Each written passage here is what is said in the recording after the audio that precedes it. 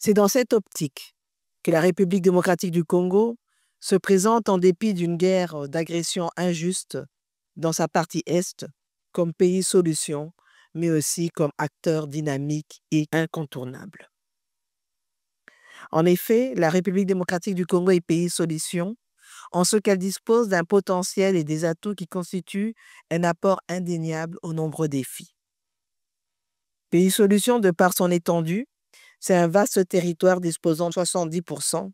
des terres arables utiles au développement de grands projets agricoles à travers sa main-d'œuvre de plus de 50 millions de jeunes. Pays solution, sur le plan des écosystèmes, la République démocratique du Congo dispose d'un massif forestier protecteur de la couche d'ozone d'environ 155,5 millions d'hectares, soit 10% des forêts tropicales de la planète et plus de 60% des forêts du bassin du Congo, en plus d'importantes réserves des écosystèmes naturels de la planète, des tourbières de plus de 30 gigatonnes de dioxyde de carbone, auxquelles s'ajoute sa faune et sa flore, qui le classe 5e puissance mondiale en biodiversité. Pays solution en ce qui concerne l'énergie. En effet, mon pays dispose d'un potentiel photovoltaïque estimé à 70 000 mégawatts grâce à son exposition naturelle sous la ligne de l'équateur. Pour ce faire, il répond au déficit énergétique avec un important potentiel énergétique d'environ 37% du potentiel africain et 6% du potentiel mondial et est à mesure de fournir de 40 à 45 000 mégawatts grâce à son barrage hydroélectrique d'Inga. Pays solution quant à la transition énergétique. La République démocratique du Congo détient les minerais importants et critiques qui entrent dans la fabrication des batteries et des piles à hydrogène, dont la demande augmente sans cesse pendant cette ère d'énergie renouvelable.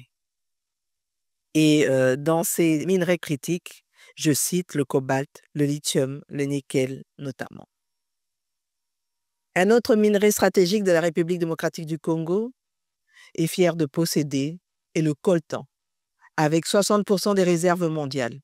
Il est disséminé dans l'espace Kivu. Cette précieuse roche est prisée dans la technologie de l'ordinateur et de la téléphonie cellulaire, surtout en cette ère de développement de la 5G. Et enfin, pays solution, parce que la RDC est un acteur dynamique. En effet,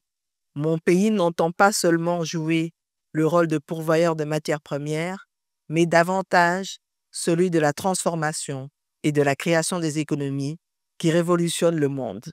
Ainsi, il s'offre à l'humanité tout entière comme la meilleure destination des investissements, par la fabrication des batteries et des véhicules électriques notamment. En effet, alors que l'installation d'une usine de 10 000 tonnes des précurseurs de batteries MNC manganèse et cobalt coûte 117 millions de dollars aux États-Unis d'Amérique, 112 millions de dollars en Chine et 65 millions en Pologne, elle ne coûte que 39 millions de dollars en République démocratique du Congo, d'après une étude du cabinet Bloomberg. Et tout dernièrement, la conclusion d'un partenariat de 350 millions de dollars dans le cadre du même projet que celui des batteries démocratiques du Congo couvre la facture de l'installation de l'usine de raffinage de cuivre et du cobalt, méga projet porté par les entreprises Buenasa et Delphos International en collaboration avec l'État congolais à travers le Fonds de promotion de l'industrie. Située au cœur de la chaîne de valeur d'une telle matière première stratégique, la République démocratique du Congo voudrait ainsi répondre à l'appel lui lancé de jouer un rôle de premier plan dans la transition vers les énergies propres et renouvelables, ainsi que le développement des systèmes de transport efficients et durables en Afrique conformément aux agendas internationaux, en l'occurrence l'agenda 2030 des Nations Unies, l'agenda 2063 de l'Union africaine, ainsi que l'appel à reconstruire au mieux lancé par le secrétaire général des Nations Unies. C'est en regard de ces atouts